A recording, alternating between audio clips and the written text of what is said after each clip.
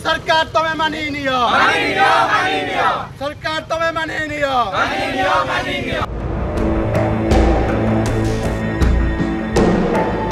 रास्ता खराब को नहीं आईन विश्वविद्यालय छात्रों को विक्षोभ दीर्घ 24 वर्षर सरकार समय रे कटकर मधुसूदन आईन विश्वविद्यालय सम्मुखीन रास्तार कौनसी सुधार आसीनी रास्ता पलटि मरण चंता फल एठाकू आसुथिबा छात्र छात्री माने अनेक समय रे दुर्घटनार शिकार होउछंती।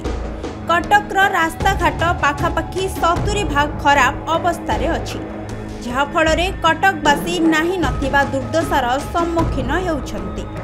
एहार स्थायी प्रतिकार पाई छात्र माने दाबी करिसंती। नहीं जो कथाटी माननीय मेयर उपस्थापन करिसंती ताहा निश्चित भाव सत्य। कटक सहर खाली कथा नुह वर्षा दिन पर सारा प्राय जो जगह बिटुमिन्स रोड गुड़िक थाए वर्षा समय वाटर लॉगिंग जदि होता है ताले रास्तार समस्या देखा मिलता है रास्ता खराब हो जाता है।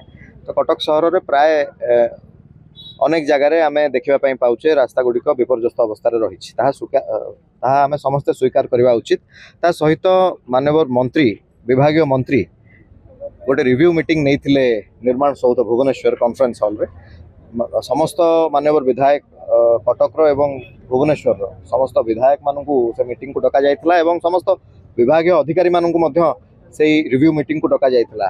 National highway authority of India रो कर्तृपक्ष थिले आमर R&B रो चीफ इंजीनियर थिले EIC थिले सुपरिटेंडेंट इंजीनियर्स माने थिले समस्त को नहीं जो मीटिंग टी डका जाइथिला से मीटिंग रे ऑनरेबल हाईकोर्ट को जहाँ डायरेक्शन रही 5 तारीख सुधा समस्त रास्ता घाट गुड़िक मरामती करा मोटरेबल करा से दिगरे मोर विश्वास जे समस्त ऑफिशियल्स माने जत्नवान हो सारी पूजा पूर्व दुर्गा पूजा पूर्व निश्चित भाव में कटक सहर प्राय समस्त रास्ता गुड़िक पुनर्निर्माण करा बोली आम समस्त आशा और विश्वास।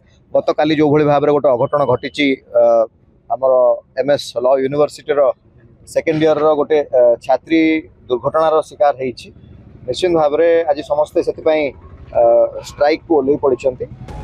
कटकरू आरित कुमार महापात्रଙ୍କ रिपोर्ट खबर ओडिशा।